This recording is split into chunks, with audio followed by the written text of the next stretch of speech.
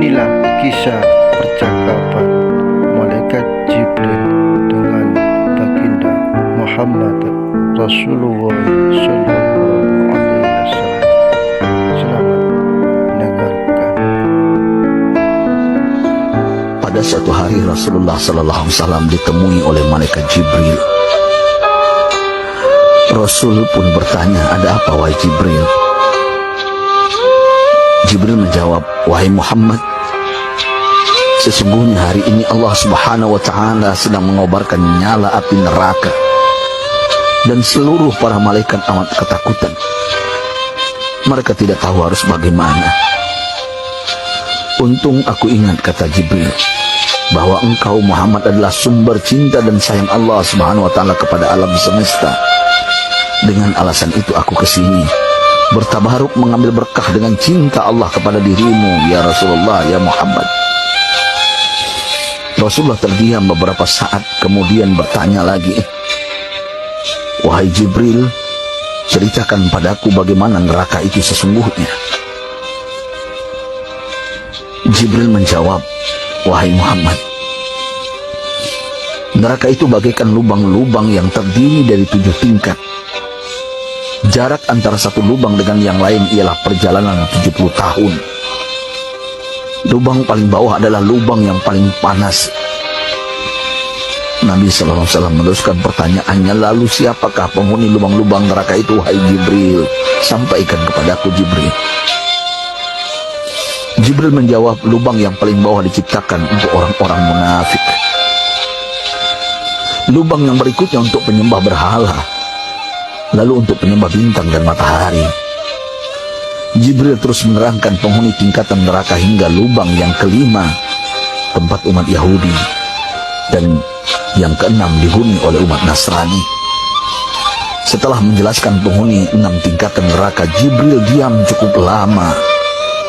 Rasulullah SAW penasaran dan bertanya kepada Jibril, "Wahai Jibril, siapakah penghuni neraka yang ketujuh?"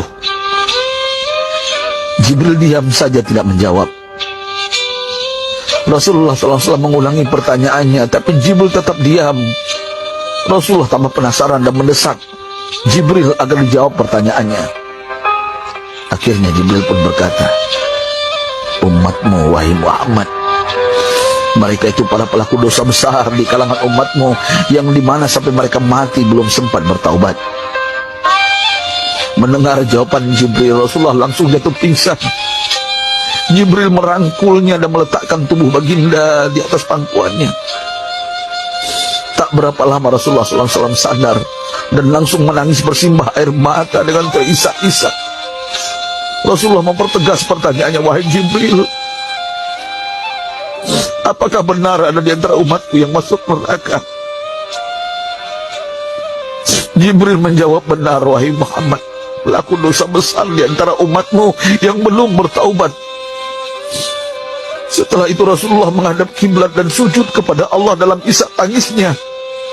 Sesekali dengan suara pelan beliau membisikkan kata-kata, "Ummati ya Rabb, ummati, ummati, ummati." Beliau SAW tidak mengangkat kepalanya dalam keadaan seperti itu selama 3 hari 3 malam, kecuali setiap Bilal bin Rabah mengumandangkan azan, barulah beliau bangkit untuk menjadi imam, dan setelah itu kembali sujud lagi. Pada hari ketiga Abu Bakar menyadari hal ini, beliau mengetuk pintu Rasulullah dan mengucapkan salam 3 kali, namun tidak terdengar jawaban. Abu Bakar sedih dan berseru di hadapan pintu Nabi besar Muhammad SAW, "Apakah ada jalan untuk masuk ke rumahmu ya Rasulullah?" Tetap tidak ada jawaban. Di jalan Abu Bakar bertemu sahabat Umar. "Mengapa engkau menangis, wahai Abu Bakar?" kata Umar. Abu Bakar menceritakan keadaan Rasulullah SAW. Maka Umar pun melangkah menuju rumah Rasulullah dan terjadilah hal yang sama. Umar pun pulang dan menangis. Di jalan Umar bertemu sahabat Salman Al-Farisi. Dengan terisak Umar bercerita kepada Salman hingga membuat dia amat sedih, namun tidak berani mengulangi hal yang sama. Salman melangkah menuju rumah Fatimah. radhiyallahu anha menceritakan hal itu. Setengah berlari Fatimah menuju rumah ayah tercinta dan mengetuk pintu sambil mengucapkan salam. Mendengar suara lembut putri tercinta, sejuklah dada Rasulullah. Beliau bangkit dari sujud dan membuka pintu. Alangkah terkejutnya Fatimah melihat Rasulullah ayah tercinta amat kurus dan pucat. Fatimah memeluknya lalu menangis, "Wahai ayah, apa yang terjadi? Mengapa engkau amat sedih seperti ini?"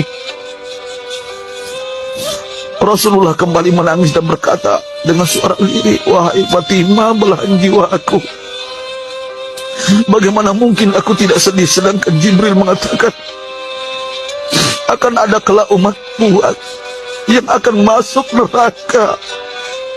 Subhanallah, betapa besar cinta Rasulullah kepada kita umatnya. Sahabatku, Rasulullah mencintai kita.